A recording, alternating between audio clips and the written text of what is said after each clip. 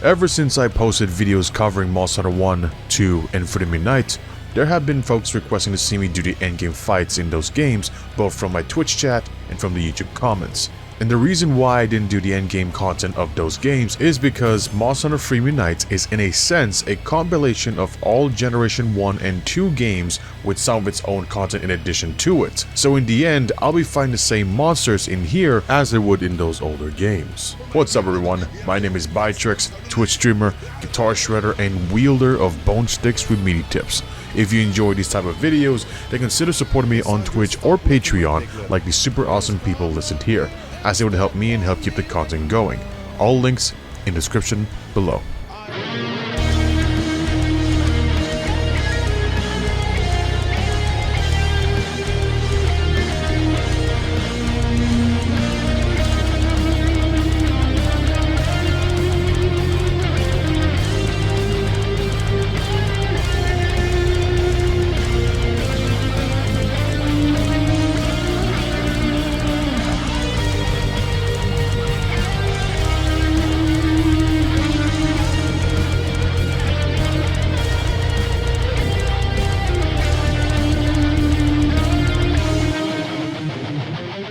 Now, what is the endgame of Freedom Unite? You see, in the older Monster Hunter games, there are usually two separate quest lines. The Village or Elder quest line, which is for single player, and the Gathering Hub quest line, which is for multiplayer.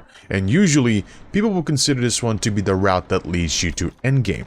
This is no longer done in the current games as seen in World, Wilds, and in the DLC of Rise Sunbreak, as quests can be done both solo and multiplayer thanks to the technology of being able to scale the fights to match the amount of players. Now, unlike the Village quests, you get to start doing the Hub's quest line from low rank 3, which I've always found a bit strange. However, I do understand why.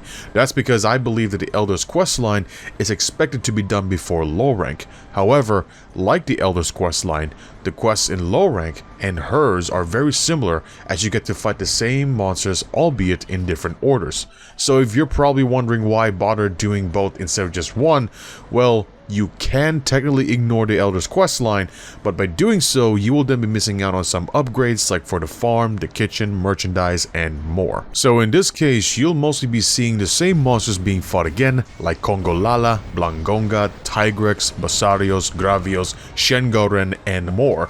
And even though the quest took longer and the damage taken is technically higher than their single player counterparts, I can say that it was still a breeze to go through them, which then leads us to reach high rank.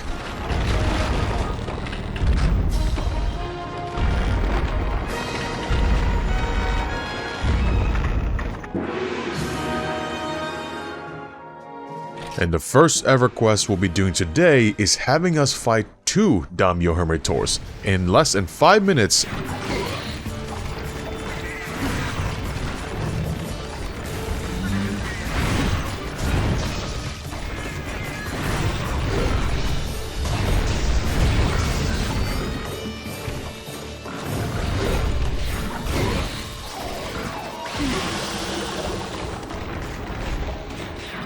I caught it, and I swear that can last more than 5 minutes. Anyways, it was then I remembered and realized that I can't be fooling around as much, as the damage of these monsters are now much more amplified, which is totally understandable. And its moves consist of get away from my face hand gesture, let me hug you, using dig, butt rushing toward you, and spitting on you. Like goddamn, at least buy me dinner first. And like I said in the last Freedom Unite video, link below if you missed it, the fights in the Gathering Hub will be statistically harder due to the monsters having more health and dealing more damage, as this quest line is meant to be done with more than one player, which I've always done in the past. However, despite this, I will be doing this entire quest line solo for the first time.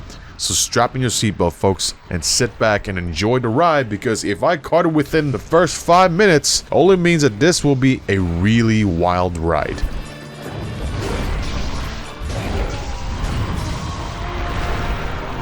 Now, like the current games, if you are in a quest that requires you to beat more than one monster, then the health points of each of those monsters will be lowered. This is so to make it fair and fit within the quest time limit. Now, how low will the monster's HP be? I cannot answer. Some say it's half, some say it's a third. So if you have the chronology of the math, then enlighten us in the comments below. We then see what quest we're doing next, and it involves us fighting two cocks. And one of them is blue. And it seems like we can take the blue one.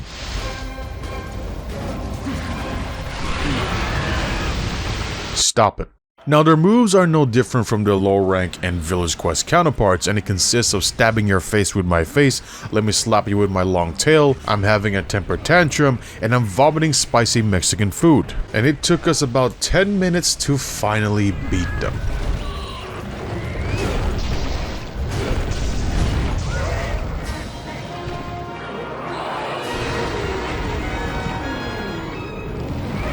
Oh, yeah, right. Now, I almost forgot about this. So remember the farm?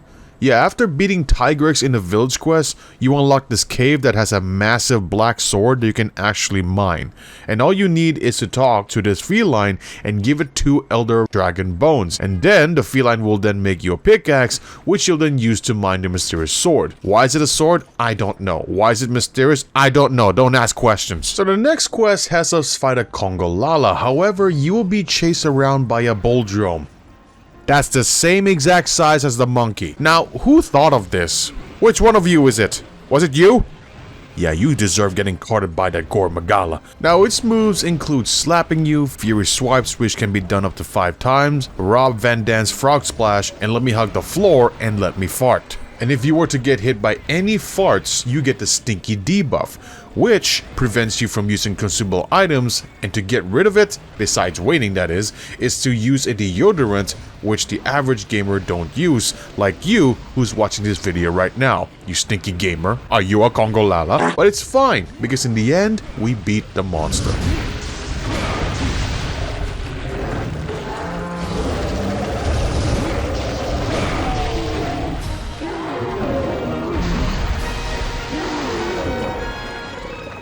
And even the next quest, 2 gendromes. 2. Now, I usually have no problem fighting large raptors, so 2 of them aren't too difficult. However, gendromes, in my opinion, are probably the most annoying ones to deal with due to the fact that they can paralyze you. But in the end, I was able to get rid of them in about 10 minutes, which then unlocks the urgent quest that would bring us to the next rank. And said quest is going to feature our first Elder Dragon fight in this entire playthrough, and is the Ashen Lao-shan Lung. And let me tell you, this dragon is bad, and it's very rock hard.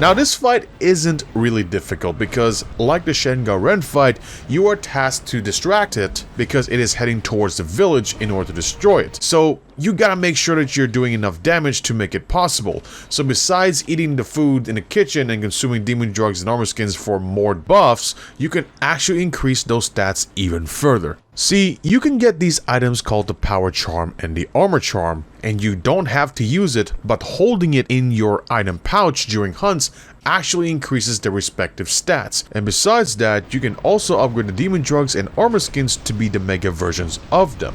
So in order to make those, you would have to combine the regular ones with pale extracts. Where do you get those? from Kazoo. Where do you get the regular demon joints and armor skins? By combining power seeds and armor seeds with catalysts. Where do you get the seeds? By gathering from the plant spots, buying them from the wandering merchant, and maybe even farming them in your own farm. What about catalysts? I don't know, because the monster carded me and I suffered too much concussionalization, and now I forgot. By the way, you can check this list to find what you need. Other ways to increase them even further is by using demon flutes, armor flutes, and consuming power and armor pills. So after all that explanation, we're going back to the Ashen lao-shan Lung fight. Now, it doesn't really do a lot until it reaches the last zone, which is the fortress that's guarding the village. Now, it can hurt you while walking, but that's only when you're in its way, or when you're behind it and then the tail hits you. And yes, I literally caught it to that same exact thing that I was explaining about. Now, on to the final zone.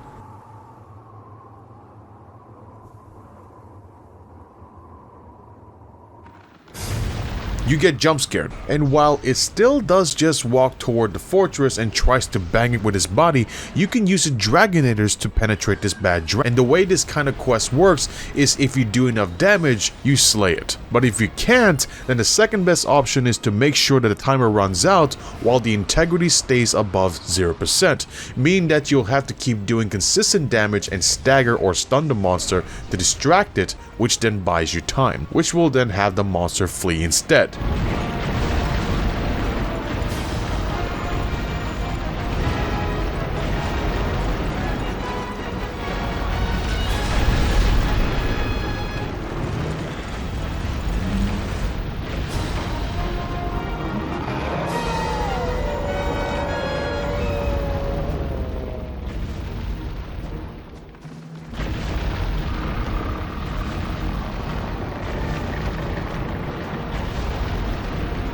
We then unlock high rank 2, and then we mine for a number of ores because I need them for the next hammer upgrade, which is the Onslaught Hammer, because I am just sick and tired of using Tigrex as weapon, because I hate Tigrex due to hating Tigrex by hating Tigrex. Understand? And after obtaining our stick, that has a literal anvil attached to it, we then embarked on our next quest, which has us hunt 2 Blangongas, and their moves include slam the floor with the bellies, the snowball attack, and the Triple H water bottle spray. And getting hit by the icy rock or the water ball spray will give you the snowman effect, which limits your movement, and to get out of it is to wiggle your analog stick or using a thawing agent. Now, a lot of people are asking who'd win, 100 people or 1 gorilla, which is funny, considering the fact me, a single wielder of bong stick with meaty tips, is able to beat both of them. See? I told you this dynamite works.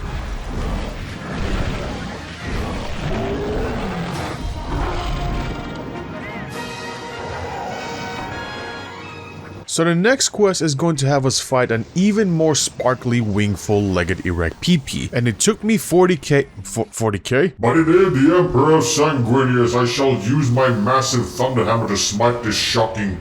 Now its moves aren't different from the regular Kazoo, which is the spark with lesser multiple projectiles, and I think I'm Blanca from Street Fighter. And this fight took me 40 damn minutes, because for some reason the devs thought that it was a good idea to make this and turn it into this, and then make the hide even tougher to penetrate. Now the correct solution is to use a sharp weapon for melee, but I'm stubborn and I don't listen, so I just kept using my hammer anyways.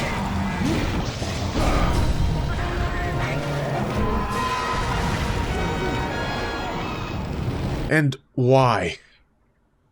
Why does it have to always be at least 1 Plesiot per rank? It's a green one too. Now, if you've not seen the Monsutā 2 video, let me tell you that Plesiots are annoying to fight against due to its unforgiving janky hitboxes when it does the hip check attack, and the fact that it moves so much and also likes to train in hopes to beat Michael Phelps. So the best advice I could give you is to prepare traps and materials for extra traps to stop it from moving. Now there will be different ways to get it out of the water, however the method I prefer is to use sonic bombs, because if you don't force it, it will really just spend more time in the water and less likely would get out of it. And if you think it's already bad, then let me tell you that this quest also features another monster, and it's a Gendrome. Yes, the only large raptor that I didn't want to see. And the dung bombs, they are a lie. So for context, dung bombs are meant to be thrown at enemies and eventually it will have the monster run away due to the stinky doo-doo. However, do you see what's going on here? Like, the monster isn't even running away. And since I've already spent 20 plus minutes, and trust me, I don't want to spend another minute fighting this green-legged salmon, I then take my chances and try to capture it.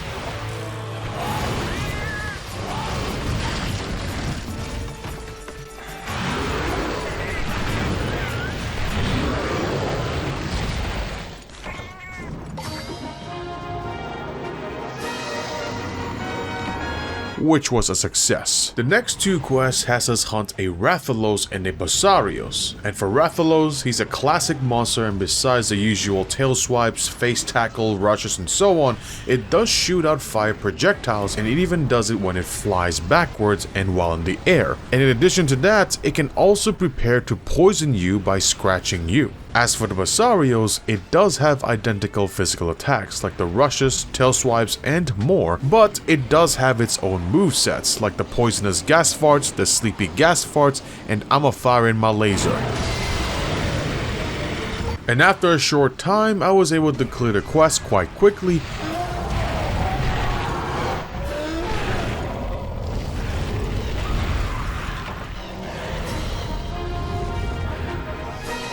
which then unlocks the urgent quest. Now, which monster do you guys think is the one I hate the most? Blangonga? Gypsaros? Kushalan World? Plesioth? It's Tigrex. And if you're new here, I can give you a pass. But if you watch some of my older content, you'll realize that I hate Tigrex. And if you knew about this and still disagree, then I will eat your Cephadrome, because the upcoming urgent quest is going to have us not fight one Tigrex, but two. Why? Now, despite being in high rank, the movesets aren't different from its lower rank and village quest counterparts, but I still despise it nonetheless, because sometimes I feel like this monster was designed for the later Monster Hunter games due to how it moves versus the limited movement the player characters can do, which includes it spamming its roars, the Beyblade, rushing, and Tokyo drifting, and I failed the quests. Brutally.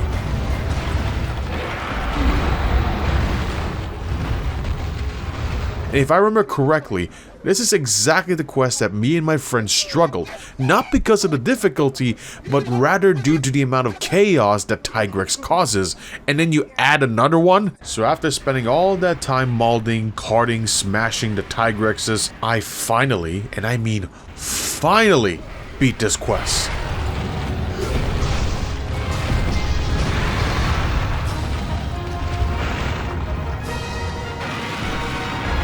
So with this game triggering my PTSD, again as in post-Tigrex stress disorder, I then quit and closed the game. And then I changed my mind, because we still got more business to do, and that involves us fighting a Black Diablos, which doesn't do anything too differently to a regular Diablos, and that includes the rushing, digging, tail slapping, which sounds wrong because it only means that's just trying to entice me, because Black Diablos are just female Diablos in excessive heat. And this quest took me 45 tedious minutes because the damn monster spent too much time trying to eat the damn floor.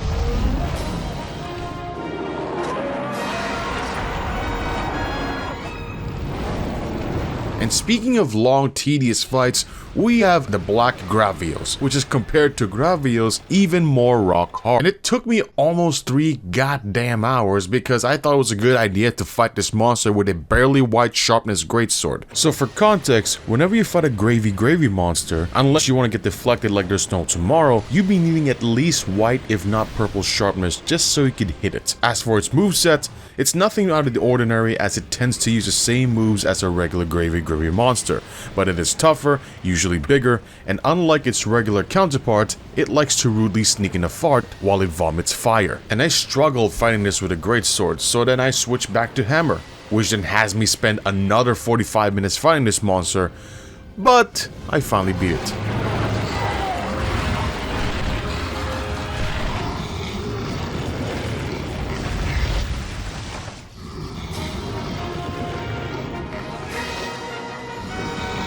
Next quest is going to be featuring two monsters, and it is the Azure Rathalos and the Pink Rathian. Nothing new, caught it once, but still nothing new. The Azure Rathalos is just a more aggressive version to its regular counterpart. As for Rathian, it does have similar moves to Rathalos, like the tail swipes, the rush, the tackle your face with my face, and so on, but it does have its own moves as well, like the poisonous backflip, and can shoot out up to 3 projectiles instead of just 1. Now, the Pink Rathian doesn't act too different to the regular one, aside from being more aggressive, so in the end, despite having to deal with 2 monsters at the same time, I still beat both of them.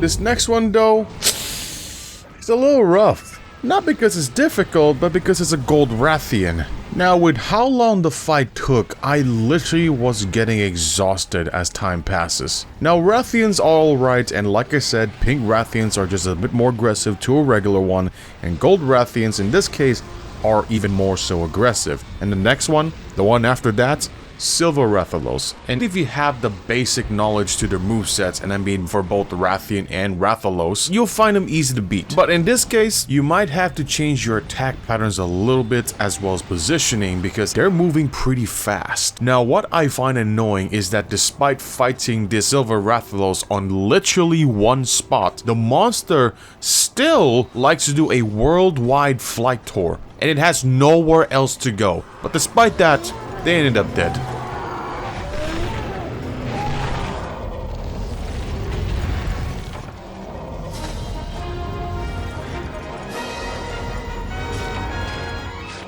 And the urgent quest is going to be Ashen Garen again. Did the devs run out of ideas? Like, I'm so sick and tired of doing this exact monster, so I had to change it up. So I use a great sword, which failed miserably, so I went back to hammer anyways. And that's because in this rank, the siege fights are actually having the monsters move faster, and you have to act quick, and therefore you're going to be a little bit more aggressive so you can stagger and maybe stun the monster, which then distracts it from doing damage to the fortress. And after clearing that one, we also have another urgent quest. A little strange, I know, but it is going to have us fight a monster that we've not fought yet, and it is the Akantor.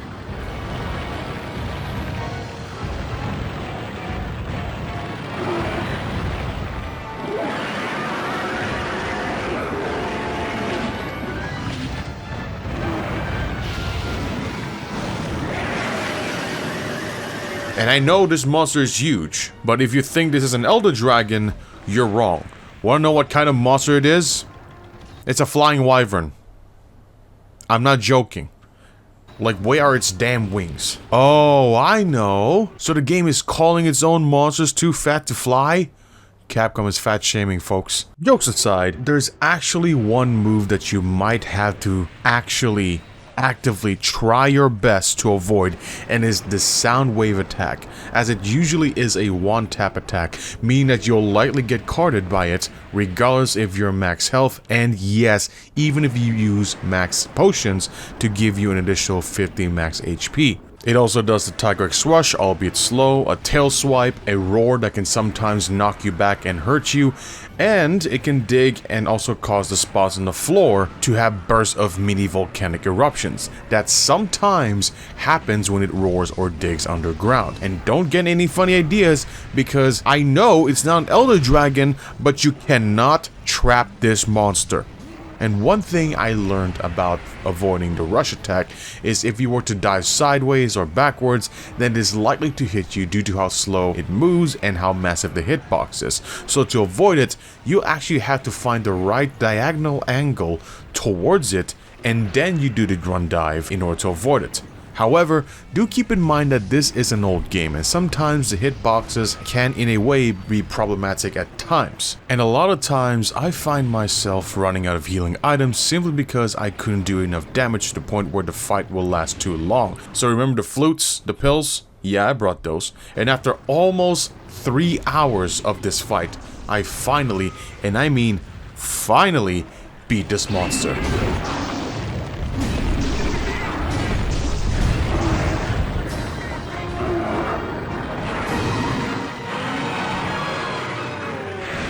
and upon clearing this quest, it then unlocks G rank. Now for those who aren't aware, G rank is what is known today as Master rank in the newer games like World and Rise, and if you're wondering what the G in G rank stands for, according to my research, it could stand for any G word that implies that it is greater than high rank. Get it? However, it is still locked behind another urgent quest, and it will be featuring 2 Hypnocratrices, which didn't take long since we already fought them in the past, and I even fought for their armor set as well. As for their movesets, they move really similarly to a Yin Kutku, with some differences, and instead of fireballs, it then likes to spit out sleeping balls, which if you get hit by it, you will then fall asleep, and that sometimes can happen whenever it flies backwards while it sprays out a little bit of a sleepy goodness.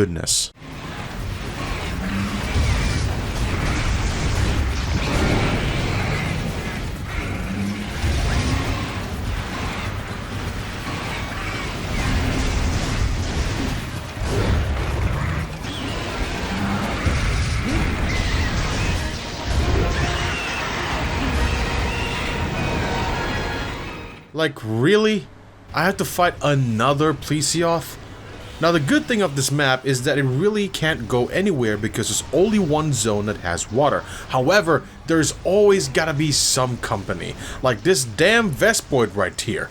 Now, it really wasn't all too difficult to deal with, and it's more or less just annoying at this point, so after 25 minutes, I got rid of this monster.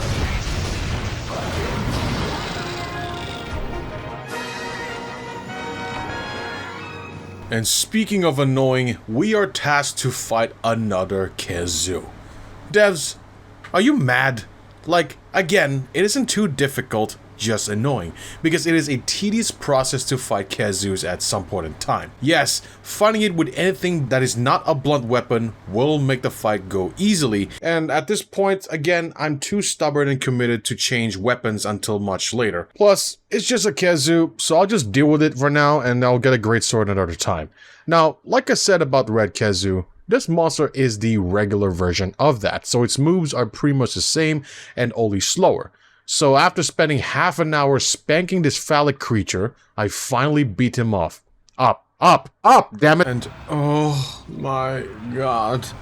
Double purple gypsies? Why does this game like giving me cocks to fight? And by that, I mean chicken, you heretical degenerate. Now, there are some things added to the purple gypsies compared to the regular ones in G-Rank, like when you break its head to the point where it can no longer do the flashback move, it will then let out poisonous gas instead, and the tail stretching out will even go further, which makes this fight a stretch. That's so funny. And as tired as I am dealing with the usual bird wyverns and seafood, I can't really say that the Plum Daimyo Hermitor is a bad or boring fight at this point, as the fight itself is much more active, which can also be challenging. Now, aside from its usual Hermitor moveset, it can also be more aggressive, and it does have some added flavors to them. Like when it jumps, it also moves, and usually towards you. And the butt hops, it can also do it repeatedly, and yes, that technically means you can die of ass. Crab ass, to be specific. And after spending about 20 minutes tenderizing the crab meats, I finally got the vendor's crab for dinner.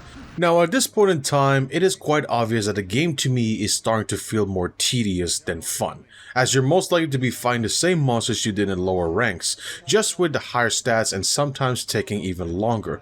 And back then, sure, this was awesome, but that's because I got a lot of time and I was young. Looking at it now, it is obvious that the devs were, with brutal honesty, padding out the game to make it seem and feel longer. Now, there are reasons for this, and that is so we can unlock the gear for that monster in the higher ranks. I know that this content is made for multiplayer, and playing it with friends can help it make less tedious, but that's because of the company, not the content. In other words, watching paint dry with friends is way more fun than watching it dry alone. It is painful for me to say this because I love the series and it has been a part of my life for literally 2/3 of my entire lifespan, which also makes me happy to see how the devs improve, which then improves the games as well. Now, each person will have their own opinions of the last few Monster games. Some may like it, some won't, and that's fine. Not liking a game is okay, just don't make it a problem for others. It's like farting and complaining that it stinks, and then you go ahead and kept it in a container for others to smell. And you know who's good at doing that? Emerald Kongolala, which is the next fight, by the way. And if you think Kongolala farts a lot, oh boy, you're in for a stinky treat, because this thing doesn't just rush toward you, but it is also aware of its own movements and tends to turn around a lot. It farts as it usually does, and it farts when it lies down, it farts when it's standing, and if you think it throws poop, you'd be right. However, when it does it, it leaves a large area of stinkily stench, and as usual, being hit by any stinky doo-doo brown oxygen will make you have the stinky debuff, which prevents you from using consumable items, and to get rid of it is to use deodorants, or just wait it out. And speaking of waiting out, I had to smash while waiting for this monster for 35 minutes until it lays down and never gets up. Guess this fight kinda stinks, huh?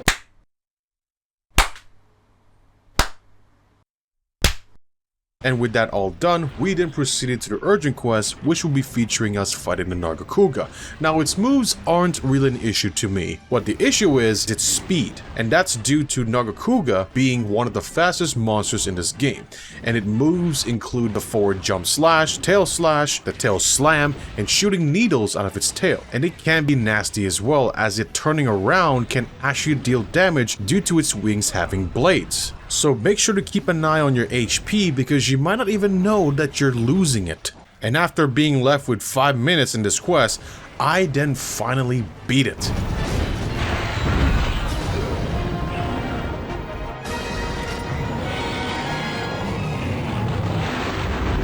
With 2.5 minutes remaining. And all this unlocks G rank 2, which leads us to fight the Lavasio. Now, yes, this monster is related to Plesioth, but it isn't as annoying as its water relatives, but it is quite the brutal fight, as it loves to jump and slam into the floor, and it swims on the floor, making it annoying to dodge. Other than that, it can do the tail slaps, the hip check, and shoot fireballs, and it even can jump out of the floor, which then would slam on its way back down. And this was quite the endurance fight as well, as it took me 25 minutes to finally clear this quest. And the next one is going to be a double monster fight, and it features a Shogun Senator and a Terra Shogun Senator. Now, the Shogun Senator's moveset include digging, sideways slashes, the claw jabs, and the world's sharpest hugs. As for the Terra Shogun version, in addition to having the same movesets as its regular counterpart, it also likes making you wet from its rear, and it sometimes does it on the floor or the ceiling. And for the love of Fatalis' ball sacks, could you please at least buy me dinner first?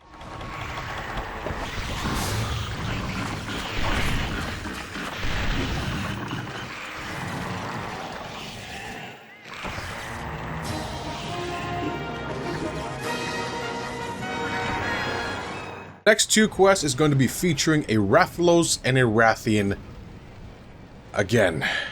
And each of them took me 20 minutes. Why 20 minutes? Because they have more health, and they also like to fly around as if they're having a worldwide flight tour.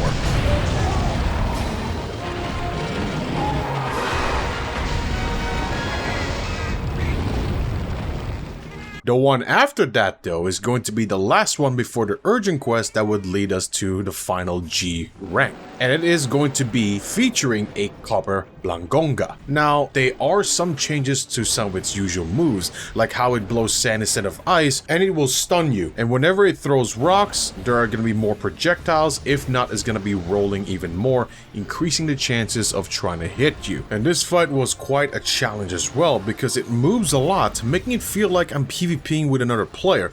However, I was able to beat it in around 20 minutes.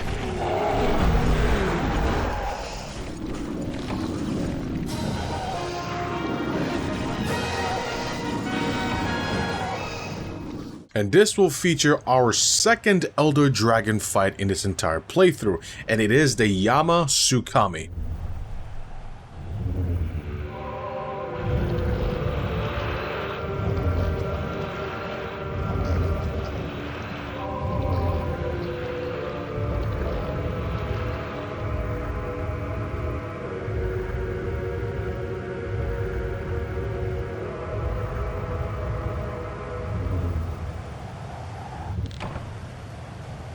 Now, yes, it doesn't even look like a dragon to begin with, but due to how difficult it is to classify, the guild and the hunters then classify it as such.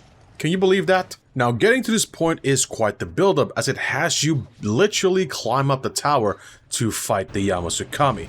Now, its movesets aren't that difficult as you think, as it usually just slams its tentacles and becomes a Beyblade, which is avoidable if you just crouch, but I'm a dum-dum and forgot to do that. Now, can you blame me? I literally fought this monster once, and that was 10 years ago. And in addition to that, it can do fire gas farts and vomit blasting thunderbugs out of its mouth, which is easy to get rid of, as all you have to do is jump down from the platform, climb up these vines, and reload to the arena, which would automatically despawn the bugs. And for goodness sakes, use some goddamn Colgate. Now, there's one attack that I forgot to add, and it is the breath attack. Now, usually when you get hit by this attack, you would then be pushed into the air, and as soon as you land, your HP will then go down and then you will die. However, there is a way to prevent this if you were to be playing multiplayer. If someone gets hit by it, then if they use a life powder or a healing item that can heal them at the time that they land on the ground, they will then heal up instead of carding. Please don't let me die. I saved you, I think. Yep. Yeah, I did. Woo! And after 40 miserable minutes, I finally beat the monster.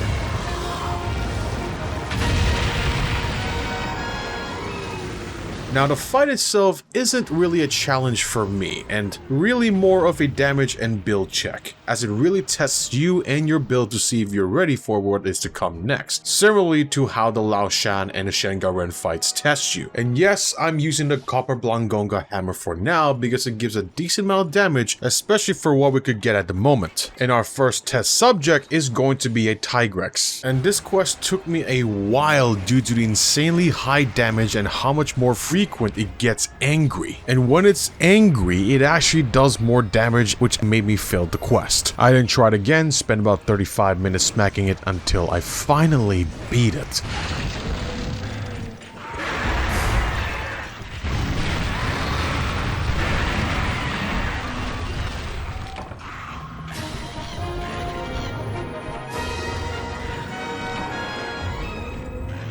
And the next quest, Double Black Diablos, which I couldn't beat because I lacked too much damage and therefore ran out of time. So to save my own sanity, I'll save this quest for another time. Which leads us to fight the Gravios, which is a long and tedious fight. Now, like the Black Gravios, this one moves similarly to it, only with less aggression and speed, but it still does a lot of damage. And after spending 40 minutes fighting it, I felt like something was wrong. You see, normally when you fight a monster consistently for a certain amount of time, they would normally be weakened and start limping, which usually means that they're dying and ready to be captured or slain. But I definitely noticed that they stopped doing that in G rank and sometimes masking it with an enraged state.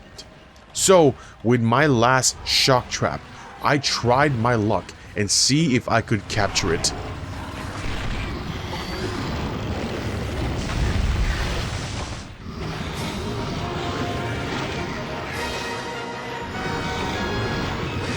And it was a success. The next two quests are going to feature a Silver Rathalos and Gold Rathian, and like the high rank counterparts, they all got the DED dead.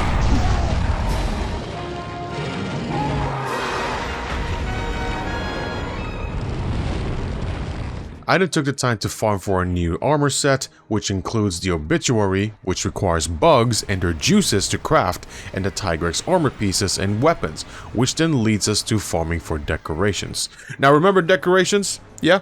Now if you don't know what they are essentially jewelries that you can insert into your armor or weapons, given that they have the slots necessary. And while decorations do give you additional stats and abilities, do look out because some of them also reduce some of them as well. And it's a give and take situation that requires some min-maxing. And to understand how skills work, in order for them to take effect, is to get increments of 10, 15, and 20, and that goes the same for the negative skill points. However, do keep in mind that there will be a point of diminishing returns when you do too high or too low. So to know how much skill points you'll be needing, check out this page right here, as it will provide you the information you need. And if you're wondering what skills I wanted, they are cooking, which is known today as speed eating, hearing protection, which is known today as earplugs, and evade, which is known today as evade window, and also demonic protection, which, due to how many decorations that give me negative points in protection, makes this skill activate, which means there will be times that I will be taking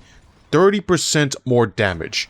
Look, I know it's pain, and I know it's gonna be agony, but I can't control this. Now, if you played some of the newer games, you'll notice that it acts like a reverse divine protection, and you'll be right. Now, why is this a thing? I don't know. Ask one of these swell gentlemen right here. So I farmed Plesiots, Tigrexes, Yingarugas, bugs, and emerald Congolalas until I got all the things I needed, which I then used to fight the double Black Diablos, which went very smoothly as I was able to beat both of them in about 20 minutes. And after doing all that work, I was then tasked to fight yet another Shen Gao Ren.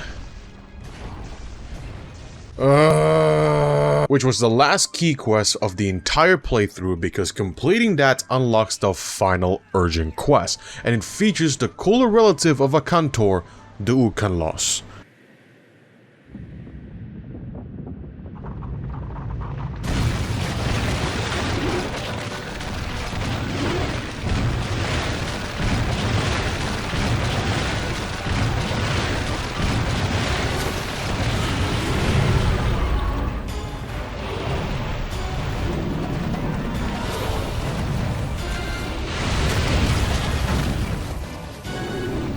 Oh boy, this quest was rough, and its movesets include swimming on the floor, well, sorry, swimming in the floor, spraying water, which can give you the snowman effect, the belly slam, shoveling the floor, and remember the tactic on how to dodge a Akantor's rush? Well, you have to do that when Ukanlos swims toward you. And like Akantor, its roar can hurt you. And the slowest tail swipe, and I had to use everything, and that includes mega drugs, pills, flutes, and sometimes thawing agents, which helps you get out the snowman effect instantly. And I get it, this is essentially the final boss of the game, and after spending 2 hours of dodging, diving, healing, carding, buffing, and smashing,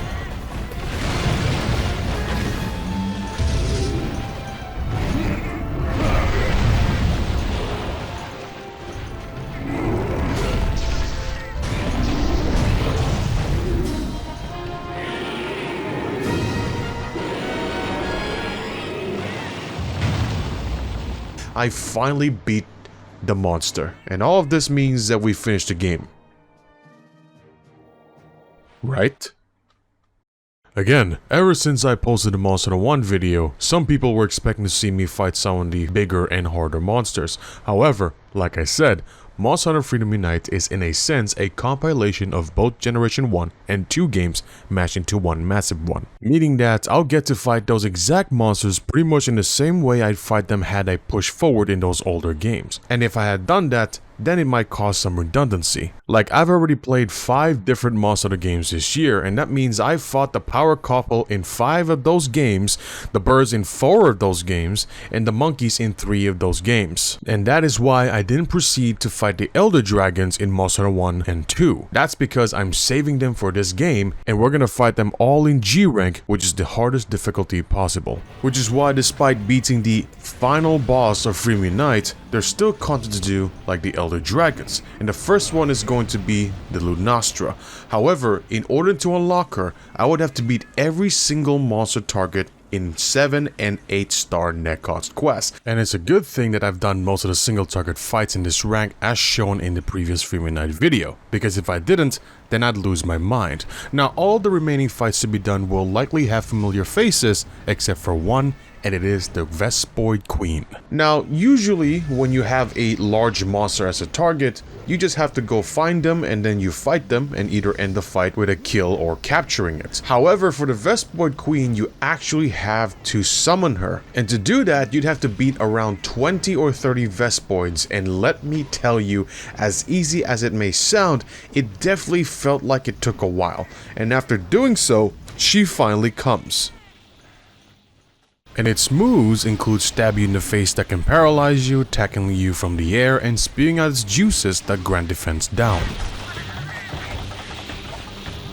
Now, I know that I may be overpowered against this monster since I'm wearing G rank gear at this point. However, trust me, fighting this thing at the same gear level alone isn't fair, because aside from fighting the queen herself, you're also fighting her children as well, and they will literally stab you and knock you down pretty much every time, which is bad for a hammer player like myself, considering that we utilize the charge a lot. But after 10 minutes, I was able to just get rid of this monster and never have to deal with it again. Which then leads us to Lunastra. Now, I know that I meant to save the Elder Dragons for G rank, however for Lunastra, it is unfortunate because she's only available in single player. Now, her moves include Come Here Kitty Kitty, the Pounce, the Fire Breath,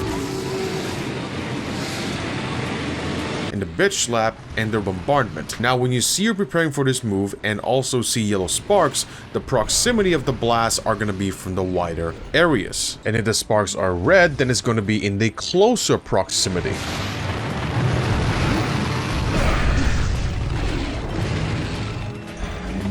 Another note to keep is the fact that when she runs, she tends to pivot and steer sideways and most likely will be facing your direction. So play around with the direction when dodging this move, and on top of that, she does have an aura that causes you to take burning damage over time, especially when you're standing nearby her. And to disable that aura is to either use a poison weapon or maybe throw poison knives, but that only works until she activates it again. And if you want to permanently disable it, you'd have to break her horns. And after spending about 20 minutes fighting this monster, it finally obeys and goes to sleep like the good girl she is.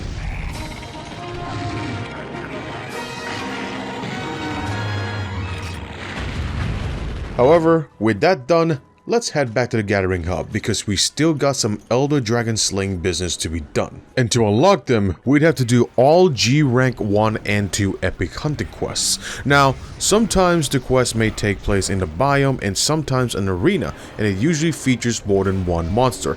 And I know it may seem intimidating at first, but you're fine, because unlike the non-epic quests that features multiple large main monsters, these kinds of quests spawns one monster at a time. And remember, more monsters mean less HP for each of them.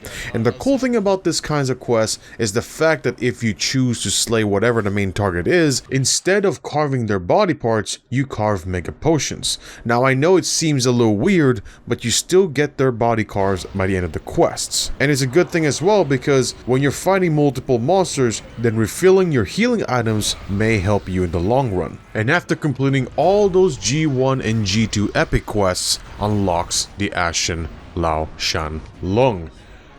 Again. So after beating for the 70th time this entire playthrough, I finally unlocked the Elder Dragons in G rank 3.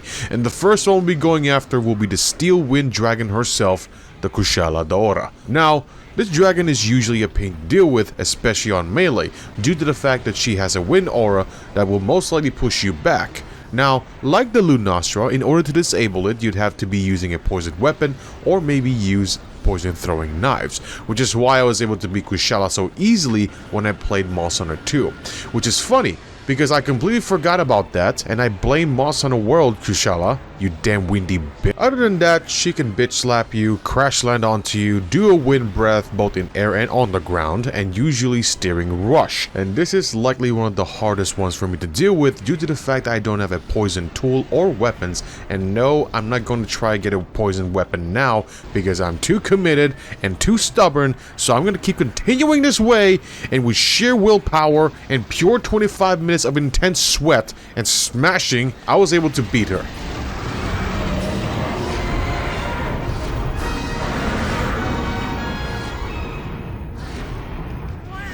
after that dragon, we then went on and fought the Teostra, which is the male counterpart of Lunastra. Now, unlike the Lunastra, the Teostra has a move where it would lock a little blast timer onto you, and when it casts bombardment, you will see sparks coming out of your character, which then will be followed up by a small blast. And that's cool because this mechanic will be improved and later known in later games as the Blast Blight. Another thing that I've noticed is that when it does the bitch slaps, they tend to have a little blast damage in addition to it.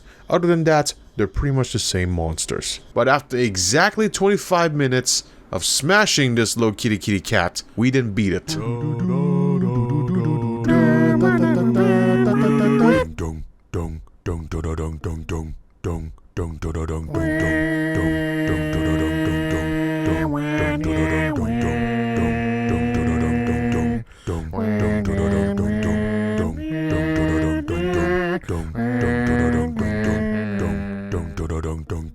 And next to that is going to be the Chameleios, which is literally an oversized chameleon with wings. And it actually is quite the fun fight to do as well, as it tends to be invisible and can do some nasty attacks like jumping poison blast, the mucus spit that causes defense down, which has you take more damage, the item stealing licks, the tail fanning attack that causes wind pressure, and the bitch slap. And while it has caught me, I would definitely say that I enjoyed this one more than the others. And again, after 25 minutes of big power, and even successfully cutting its tail off, we beat it. Now, we haven't technically beaten them yet, as all these 3 Elder Dragons ended up fleeing instead. And how this works is there is an accumulated progression system, meaning that if you haven't slain them, the progress and damage will then carry over to the next time you face them, as long as you do the exact same quest that you faced them in the first place. So when you fight them again, they will start with their HP slightly lower than their original max HP points. And this includes severed and damaged body parts as well, which is a cool touch because it gives you a sense of accomplishment for successfully achieving him. So I had to do all those Elder Dragon fights again, and just so you know, each Elder Dragon has 2 different quests, and the quest cycles and rotates around. So if you want to rotate the quests, you can do so by doing any other quests. And after doing each of those quests mentioned for the second or third time, I finally beat each Elder Dragon.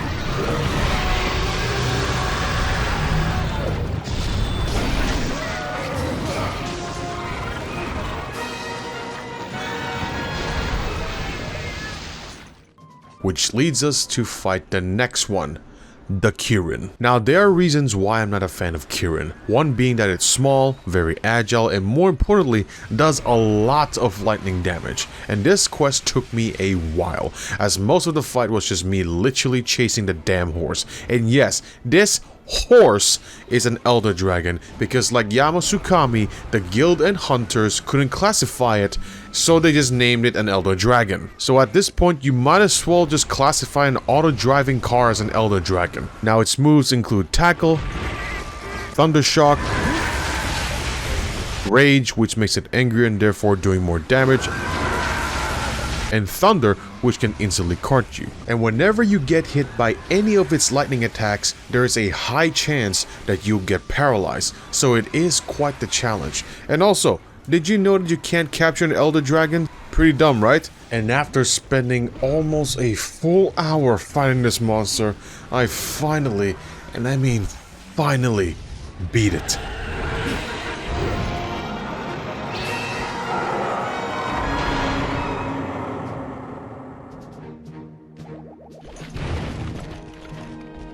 And with all that said and done, means that we've beaten all the endgame side bosses, right? No. Because we still got a few more monsters left to fight. Now, if you played Monster Hunter World as your first game, you might be familiar with the final boss named Fatalis, which is the final boss of the DLC Iceborne. However, it isn't the first time that it has appeared. That's because it is also the first final boss of Monster Hunter 1, as well as its hot-headed counterpart, the Crimson Fatalis, which was the final boss of Monster Hunter G, and its thunderous godlike counterpart, the White Fatalis, which is the final boss of Monster Hunter 2.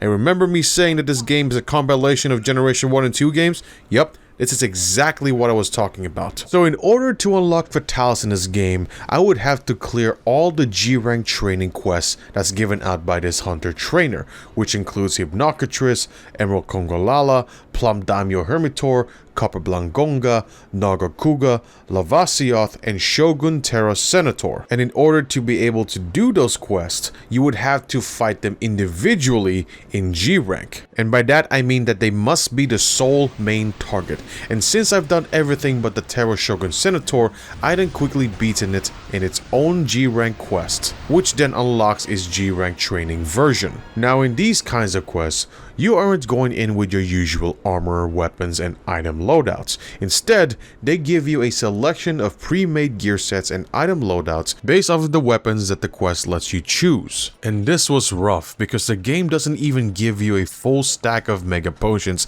let alone enough sharpening tools if you're going melee. And this took me a while, as due to the limitations of the items and gear, I carded like there's no tomorrow. And it took me 2 days to beat all of them.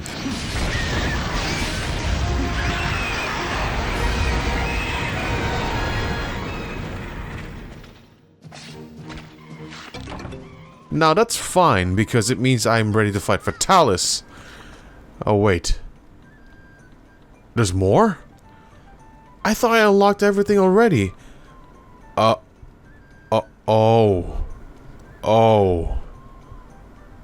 no. So it seems that I've forgotten to unlock one more G training quest, and it is none other than the Rajang. Now this monster is merciless, as it basically doesn't stop moving, and his moveset includes the running punches, the sonic ball spinning attack, the Beyblade, I'm firing my laser, and becoming a Super Saiyan. And there are two versions of Rajang as well, because this is what a normal Rajang looks like, and this is what it looks like when it's angry. And the version I'm fighting is the Furious Rajang, meaning that it starts looking like this, and then looks like this when it's mad. And everything about this monster is just brute strength and pure anger. And I gotta be honest, this monster is a nightmare to fight for both beginners and veterans alike. And over the years, if you mention even the name, given that they know the name, they're gonna have the Monka-esque face immediately. And after spending grueling minutes trying to keep up with this monster, I barely, and I mean barely, beat it.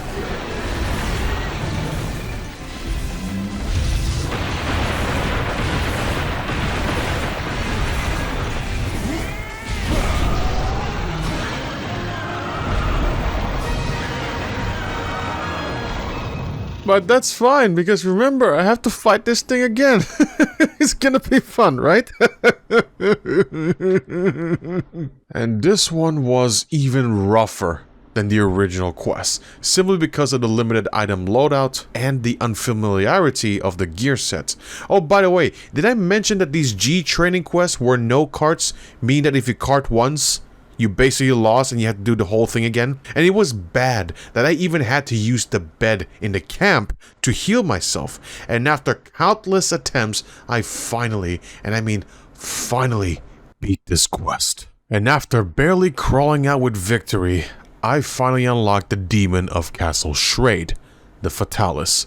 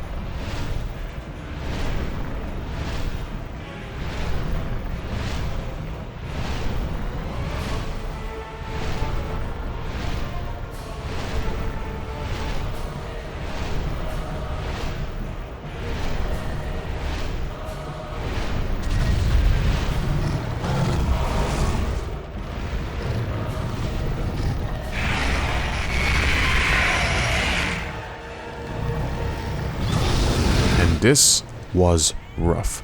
Like, even his knees could instantly cart me. Now, its moves include spitting fireballs both on ground and in the air, turning around while aggressively whipping its long tail and belly slamming the floor as well as bitch slapping. Now its tail is, in my opinion, one of the more dangerous weapons in this entire franchise, as it sometimes just flings around, which already does damage, and knocks you back.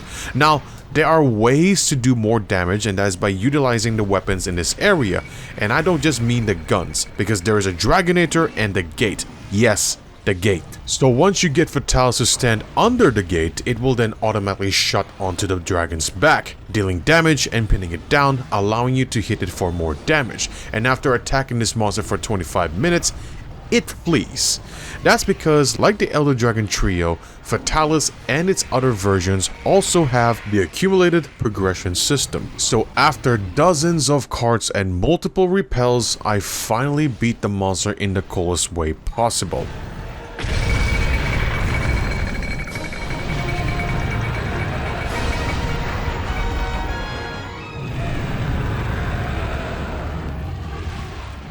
Now the downside about this clear is the fact that when I've slain this monster, its head went inside the Dragonator's walls. And while this isn't really an issue for most monsters because you can still carve them, it is to Fatalis due to the fact that you can carve both its body and its head, which would give you a total of about 5 or 6 carves. But I was okay with it since I'm not really looking to make its gear set. And beating Fatalis means that we unlock Crimson Fatalis, right? Well, yes, but only partially, because in order to unlock it, you'd have to clear all Elder Dragon quests in G-Rank 3. But did we just do that? No, because we've only cleared 1 quest per Elder Dragon, and there's 2 for each of them. So I had to chase Kushala, Teostra, Chameleios, and then hunt down a Kirin, only this time in other quests. However, if you repel the monster, then it's fine, because they also count as clears, which then finally, and I mean finally, unlocks Crimson Fatalis.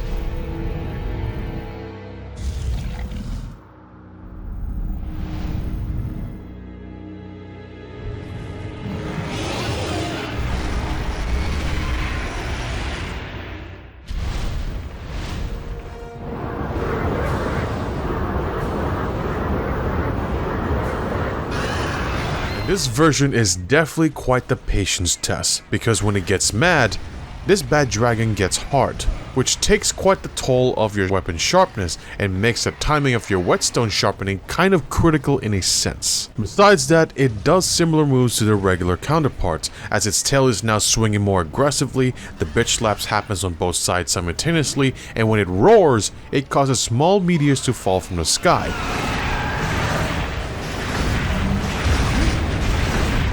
And on top of that, it also can do a crash landing attack, and despite being able to repel after 25 minutes, I gotta be honest, that fight took a lot out of me. Which then leads me to change up my build a little bit. Not because the skills and stats are bad or anything, but because I have this thing called demonic protection. And again, which is given once your protection skill reaches -10 or more. And if you were to be +10, it would give you a skill called divine protection, which gives you 25% chance of taking 30% less damage. Now, what do you think demonic protection does? You're right. It gives you a 25% chance of taking 30% more damage, which is why Fatalis' knees instantly kill me. Not because of the damage, because of this damn skill. So I decided to change my helmet from the tigrex one to the Chameleios one, and my hammer from the tigrex one to the Nagakuga one, which was easy because I happened to have all the necessary materials to make them without having to farm them. So with all these changes, makes it possible to have all the good skills while removing demonic protection. And on top of that, this new weapon has decoration slots, which allow me to slot in decorations to make up for the skill points deficit. But wait! There's more, because this weapon has affinity, which for those who don't know is essentially Monster Hunter's version of critical chance. So even though this weapon has less raw attack power than the tigrex one, it still does more damage in total due to the weapon itself having affinity, which is at 50, meaning that half the hits I do are likely to be critical hits. So I went back and kept fighting and repelling Crimson Fatalis, and I gotta say, even with the small changes in my build, I was able to be aggressive, and it was amazing. It was very rewarding. So it didn't take long, and by that I mean 2 hours, until we finally beat the dragon.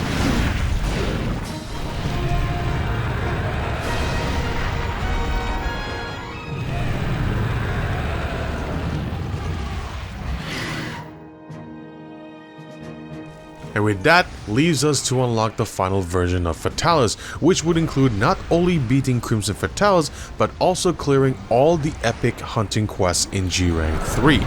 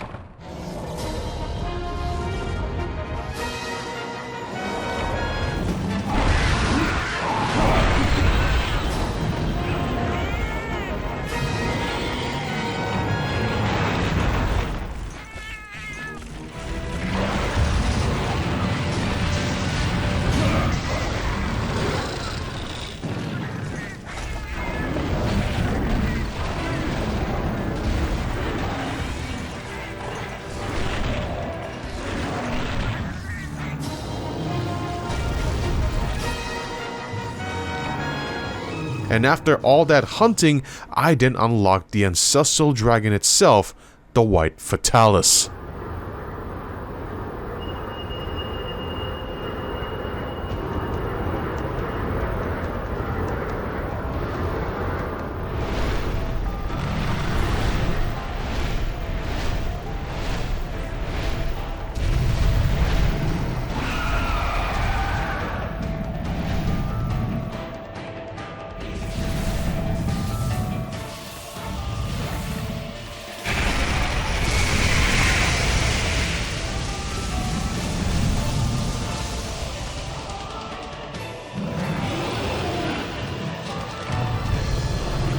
And this fight was rough, and it even caught me twice on the first encounter, and its moves include the crash landing, the turnaround with an even more flaily tail, the lightning balls, the lightning claw scratches, and the sneaky thunder strikes that can one-shot you.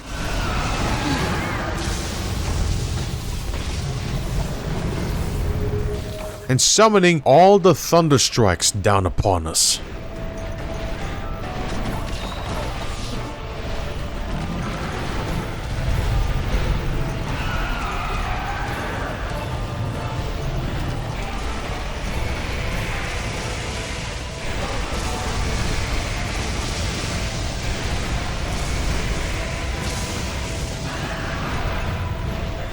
Which you'd have to dodge as if you were playing a bullet hell game. And quite honestly, this is exactly what I expect to experience as a true final boss fight. It is tough and challenging, but it was fun. And this also has the same exact accumulated progression system, and the whole thing took me way too long, but I can't really complain. Again, I'm doing 4-player content solo. However, the accumulated system works a little differently here, because it doesn't stop at 25 minutes, because sometimes it goes over 25 minutes, and given that you do enough damage, the monster will actually then retreat. And it was carding me and even got me to the point where I'd run out of healing items. And it was even getting to the point where I was genuinely holding my breath and clenching my ass cheeks the whole time. And this makes sense, because remember how I called the regular Fatalis the demon of Castle Shrade? That's because in about 100 years ago in the game's lore, an empire called Castle Shrade, which had guardians, which are the ancestors to us hunters, which also had way more advanced technology, was destroyed in one night by this one big black bad dragon called Fatalis. Grow up. And it is heavily implied that the White Fatalis is that very same dragon that has been doing nothing but becoming stronger.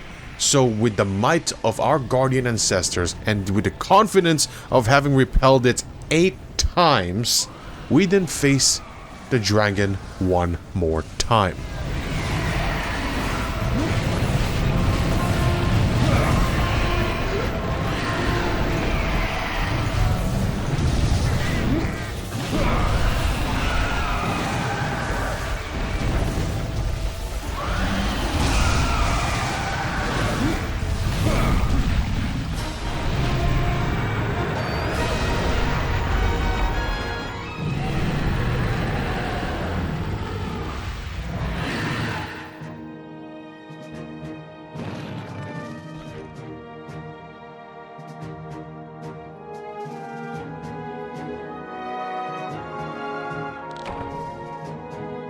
And despite having done tedious fights over and over again, I can't say that I didn't have fun, as this was a trip down memory lane, and with all honesty, this game has helped me over the years. Really tough times, especially when I was younger. And having you guys be able to witness this made it a much more fun experience. And yes, the next one is going to be featuring me playing Monster Hunter Tri for the first time. That's because I've never played a single Nintendo Monster Hunter game. The only games that I played were the ones from Sony, aka PlayStation, and the PC games like Rise, World, Frontier, and now Wilds. But all in all, thank you so much for watching. If you enjoyed the video, then don't forget to like and subscribe for more content. And big thanks to my supporters on Twitch and Patreon, as they help keep the content going, and myself as well. And if you want to be a part of it, you can do so and support the channel for as little as $1 a month. Links to the Twitch, Patreon, Twitter, and more in the description below.